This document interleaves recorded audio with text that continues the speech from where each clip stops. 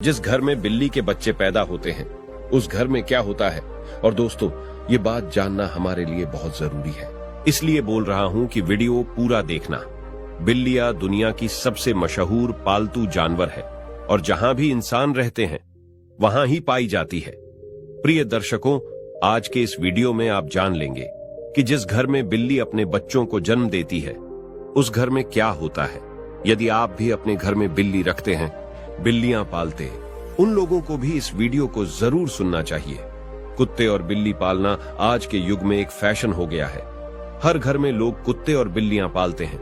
लेकिन प्रिय दर्शकों, कुत्ते बिल्ली पालना क्या सही होता है या गलत, आज इस वीडियो में आप जान लेंगे। प्रिय दर्शकों, बिल्लियों के बारे में आपने काफी सारी बातें सुनी होंगी। बिल्लियों के संकेत के बारे में आपने काफी सारी बातें सुनी होंगी और काफी सारी कहानियां सुनी होंगी और काफी सारी ग्रंथ भी आपने पढ़े होंगे। लेकिन उसको आज जो सच्चाई हम आपको बताने जा रहे हैं, यह हर व्यक्ति को सुननी चाहिए।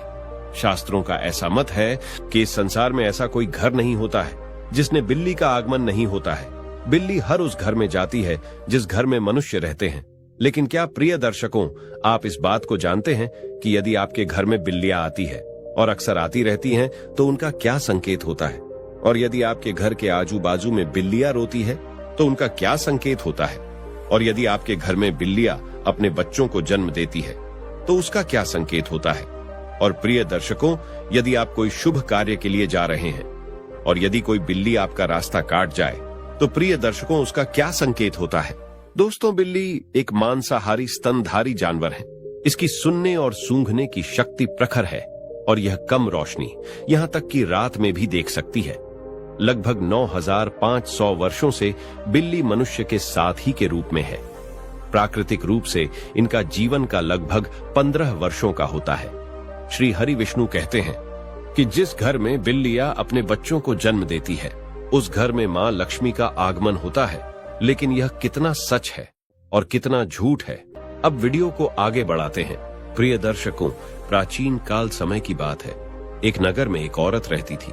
उस औरत का एक पुत्र होता है। तो प्रिय दर्शकों, उसका वो पुत्र अपाहिज होता है।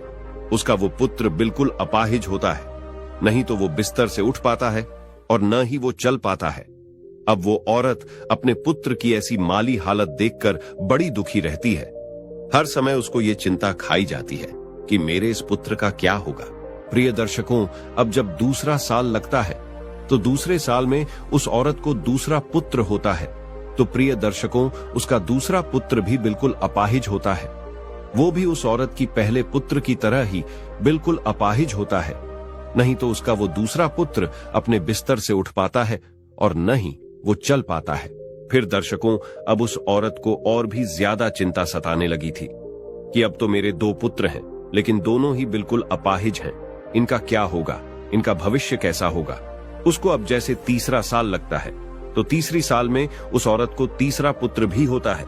जब उस औरत को तीसरा पुत्र होता है तो उसकी भी वैसी ही हालत थी जैसे दोनों पुत्रों की थी। वो तीसरा पुत्र भी नहीं तो चल पाता है और न ही अपने बिस्तर से उठ पाता है। प्रिय दर्शकों, अब वो औरत को और भी ज्यादा चिंता सताने लगी कि अब मेरे 3 पुत्र हो गए, लेकिन तीनों ही बड़े अपाहिज हैं। तीनों ही चलने फिरने की हालत में नहीं है। इनका भविष्य क्या होगा? अब इनका लालन पालन कौन करेगा? मैं कितने दिन जिंदा रहूंगी? जब तक मैं जीवित हूं तब तक तो इनकी देखभाल मैं कर सकती हूं, लेकिन मेरे जाने के बाद इनका क्या होगा? यही चिंता उस औरत को खाई जा रही थी। प्रिय दर्शकों, अब चौथा वर्ष लगता है तो चौथे वर्ष में उस औरत को चौथा पुत्र होता है। तो प्रिय दर्शकों, चौथा पुत्र भी अपाहिज होता है। वो चौथा पुत्र भी सेम वही कंडीशन में होता है। वो भी नहीं तो बिस्तर से खड़ा हो पाता है, नहीं चल पाता है। प्रिय दर्शकों, अब उस औरत की और भी ज्यादा हालत खराब हो जाती है। अब वो सोचने लगती है कि हो सकता है मेरी कोख से हमेशा अपाहिज पुत्र ही जन्म क्यों लेते हैं।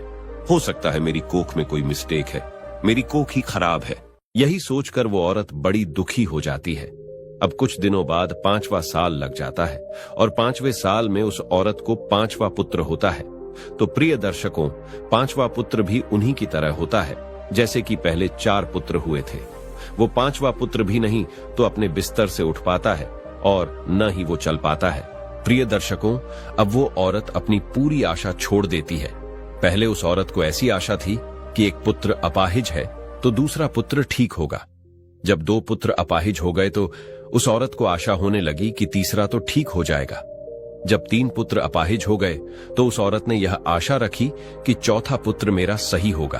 प्रिय दर्शकों, जब चौथा पुत्र भी अपाहिज हो गया तो उस औरत ने बड़ी कठिनाई से एक आसार लगाई कि हो सकता है 5वां पुत्र मेरा ठीक हो जाए। प्रिय दर्शकों, जब 5वां पुत्र भी उसका अपाहिज पैदा होता है तो अब वो औरत बिल्कुल आशा छोड़ देती है और सोचने लगती है, हो सकता है मेरे नसीब में यह अपाहिज पुत्र ही लिखे हैं, या फिर हो सकता है मेरी कोख ही खराब हो। यही सोचकर वो औरत बड़ी दुखी हो जाती है और हमेशा घुट घुट के जीने लगती है। उस औरत को हमेशा यह चिंता सताने लगती है कि मेरे जाने के बाद इन 5 पुत्रों का क्या होगा, इनका लालन पालन कौन करेगा। यही चिंता उस औरत को खाई जा रही थी। घुट घुट के जीती और अपने पुत्रों का रो रो के लालन पालन किया करती थी। प्रिय दर्शकों, खून के आंसू पीती थी, लेकिन फिर भी अपने पुत्रों का अच्छे से लालन पालन किया करती थी। प्रिय दर्शकों, अब कुछ समय निकलने के बाद उस औरत के घर में एक सफेद बिल्ली आती है और वो बिल्ली उस औरत के घर में रहने लग जाती है। प्रिय दर्शकों, अब कुछ दिनों वो बिल्ली उस औरत के घर में रहती है और कुछ दिनों बाद वो बिल्ली अपने सुंदर 4 बच्चों को जन्म देती है।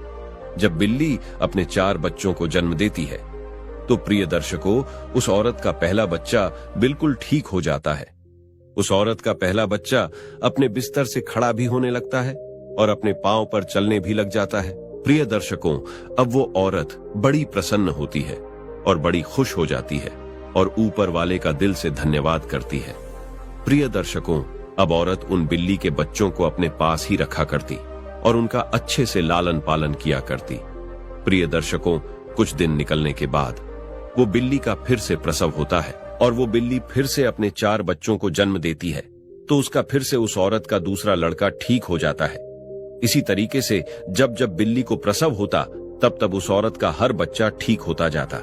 इसी तरीके से उस औरत के सभी बच्चे ठीक हो जाते हैं और प्रिय दर्शकों, उस औरत के घर में अन्न धन की कोई कमी नहीं रहती है। शास्त्रों में ऐसा कहा जाता है कि जिस घर में बिल्ली अपने बच्चों को जन्म देती है उस घर में ही मां लक्ष्मी का तीव्र गति से आगमन होता है। उस घर में सुख समृद्धि इतनी आ जाती है कि उस घर में रहने वाले इंसान नहीं संभाल पाते। प्रिय दर्शकों, जिस घर में बिल्ली अपने बच्चों को जन्म देती है उस घर में सुख समृद्धि खूब आती है। लेकिन शास्त्रों में ऐसा कहा गया है कि बिल्ली को घर में पालना अशुभ माना जाता है। जिसे घर में बिल्लियां रोती है वो भी बहुत अशुभ होता है। इसलिए बिल्लियों को पालना शास्त्रों के अनुसार अशुभ माना जाता है। शास्त्रों में ऐसा कहा जाता है, यदि आप किसी भी शुभ कार्य के लिए प्रस्थान करते हैं और यदि बिल्ली आपका रास्ता काट जाए तो को उसको अशुभ माना जाता है। कहा जाता है कि जिस वक्त आप किसी काम के लिए जा रहे हैं और बिल्ली यदि आपके आड्ढे आ जाए, आपका रास्ता काट दे, तो आपका वो काम नहीं बनता है। और ऐसा भी कहा जाता है कि जब बिल्ली आपका रास्ता काट दे तो आपको नहीं जाना चाहिए। यदि आपके घर में आकर के बिल्ली रोती है तो प्रिय दर्शकों, इसको भी बहुत बड़ा अशुभ संकेत माना जाता है। शास्त्रों के मुताबिक ऐसा कहा जाता है कि जिस घर में बिल्लियां रोती है उस घर में किसी न किसी की अकाल मृत्यु होने का भय होता है। जो लोग अपने शौक के लिए बिल्लियां पालते हैं, घर में बिल्लियों को पालना बड़ा अशुभ संकेत माना जाता है, अशुभ होता है। इसलिए जो लोग बिल्लियां पालते हैं वो इस वीडियो को जरूर देखें और आज से वो बिल्लियां पालना बंद करें। प्रिय दर्शकों, जब हम घर बिल्लियां पालते हैं तो शास्त्रों में ऐसा लिखा है कि जहां बिल्लियां रहती है वहां पे नकारात्मक ऊर्जाओं का प्रभाव होता है। जिस घर में बिल्लियां रहती है उस घर में भी नकारात्मक ऊर्जा का प्रभाव हो जाता है। इसलिए बिल्लियां पालना बहुत अशुभ होता है। प्रिय दर्शकों, यदि आपको आधी रात पे बिल्ली दिखाई देती है तो इसको भी बहुत बड़ा अपशगुन माना जाता है। कहा जाता है कि जिस व्यक्ति को आधी रात को बिल्लियां दिखाई देती है तो उस व्यक्ति का भाग्य रूठ जाता है। लेकिन दूसरा मत ये भी है कि जिस घर में बिल्ली अपने बच्चों को जन्म देती है उस घर में मां लक्ष्मी का आगमन हो जाता है।